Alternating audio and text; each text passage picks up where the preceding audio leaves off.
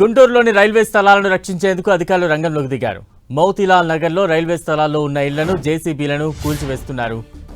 అధికారులతో స్థానికులు వాగ్వాదానికి దిగారు. ఆ ప్రాంతంలో పోలీసులను భారీగా మోహరించారు.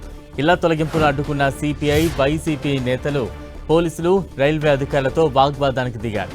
దీంతో పలువురిని పోలీసులు అరెస్టు చేశారు.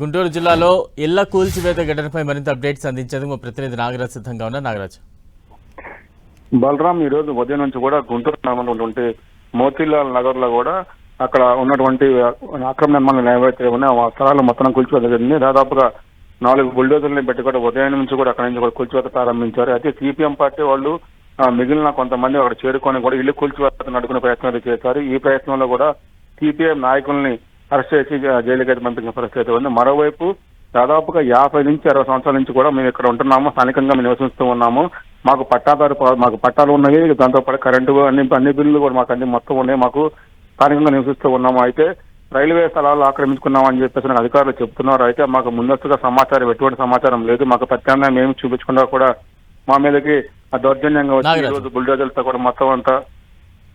నాగరాజ్, ఇంకా అంటే కూల్చివేతలు ఇంకా కొనసాగుతూ ఉన్నాయా? కొనసాగుతున్నాయి. దాదాపుగా 70 ఇళ్లు అక్కడ ఉన్నాయని చెప్పేసి కూడా రైల్వే అధికారులు చెప్తున్నారు. ఈ రోజు మున్సిపల్ అధికారులు కూడా మొత్తం కూడా డ్రైనేజ్ ప్రాబ్లమ్స్ ఉన్నాయి, కింద ఏవైతే ఉన్నాయో మొత్తం కూడా అక్కడ నుంచి డ్రైనేజ్ స్థలాన్ని ఆక్రమించి కూడా మొత్తం చేశారని చెప్పేసి చెబుతున్న పరిస్థితి ఉంది. దాంతో ఈ రోజు ఉదయం దాదాపుగా 60 నుంచి 70 ఇళ్లు కూడా మొత్తం కూల్చేస్తున్న పరిస్థితి. వర్ష ప్రకారంగా కూడా మొత్తం ఇల్లు మొత్తం కూల్చేస్తున్నారు. అయితే వైసీపీ నాయకులు, ఇటు సిపిఐ కార్యకర్తలు కూడా మొత్తంగా చేరుకొని దాన్ని అడుగునే ప్రయత్నం చేశారు. అయినా కానీ మున్సిపాలిటీ అధికారులు కూడా అక్కడికి కూల్చివేతను పూర్తిగా చేసేస్తామని చెప్తున్న పరిస్థితి ఉంది. బలరాం, అంటే ఉన్నపలంగా ఇల్లు కూల్చివేయడంతో స్థానిక ప్రజలు, అందులో నివాసం ఉంటున్న ప్రజలు ఎంత ఆందోళన వ్యక్తం చేస్తూ ఉన్నారు? అయితే దాదాపు మేము 70 సంవత్సరాల నుంచి కూడా అక్కడ ఉంటున్నాము, మాకందరికి కూడా పట్టాలు ఉన్నాయని చెప్పి చెప్తున్నారు. మరోవైపు కరెంటు కానీ ఫోన్ బిల్లు, మా కరెంటు బిల్లు మొత్తం అన్నీ కూడా మాకు ఇచ్చారు, అధికారులు ఇచ్చారని చెప్పి చెప్తున్నారు. మేమందరూ ట్యాక్స్ కడుతున్నా కానీ మా అందరికి కూడా ఒకేసారిగా కూడా ఎటువంటి నోటీసులు మాకు జారీ చేయట్లేదని చెప్పేసి అధికారులు చెప్తున్న పరిస్థితి ఉంది. అధికారులు మమ్మల్ని కావాలని ఇల్లు మొత్తం కూల్చేస్తానని చెప్తున్నారు. అయితే ఇది మొత్తంగా కూడా మాకు ప్రత్యామ్నాయంగా ఎటువంటి ఏర్పాట్లు మాకు చేయలేదు, మాకు చేసేంత వరకు మేము కదిలేదు కూడా అని చెప్పేసి కూడా వాళ్ళు ప్రజలు ఒకసారిగా కూడా ఏదైతే రెండో మొత్తం అందరినీ కూడా అక్కడి నుంచి ఖాళీ చేసే ప్రయత్నం చేస్తున్న పరిస్థితి ఉంది. బలరాం, అంటే విపక్ష పార్టీలు ఏ రకంగా రెస్పాండ్ అవుతూ ఉన్నాయి?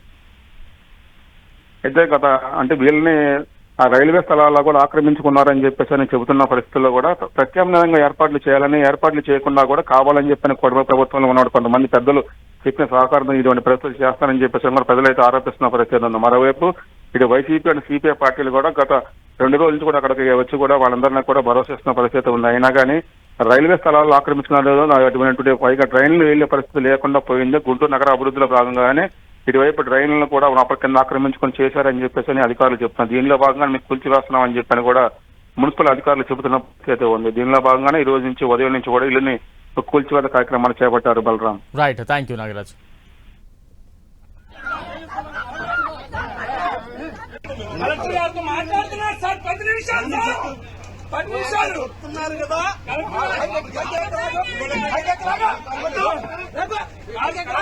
మాట్లాడుతున్నారు